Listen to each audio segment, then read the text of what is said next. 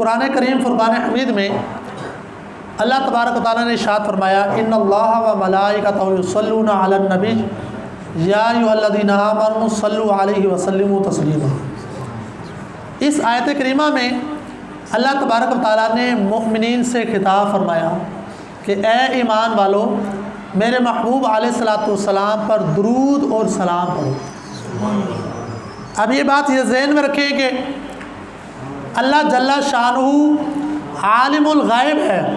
اللہ تبارک و تعالیٰ شروع سے ہی ابتدا سے ہی غیب کا جاننے والا ہے۔ اس کو پتہ تھا کہ کچھ لوگ ایسے آئیں گے جن کو میرے محبوب علیہ الصلوۃ والسلام کی شان، ان کی عظمت، ان کا مقام اتنا اچھا نہیں لگے گا، وہ میرے محبوب علیہ الصلوۃ والسلام کے مقام مرتبے کو کم کرنے کی کوشش کریں گے۔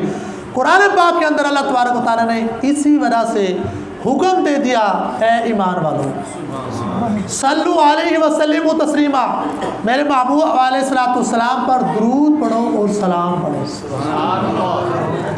تو ہمیں بھی چاہیے کہ جب جب یاد آ جائے، جہاں جہاں ہمیں یاد آ جائے تو پیارے آقا صلی اللہ علیہ وسلم پر خوب محبت اور ذوق و شوق کے ساتھ درود بھی پڑھا کریں اور سلام بھی پڑھا کریں۔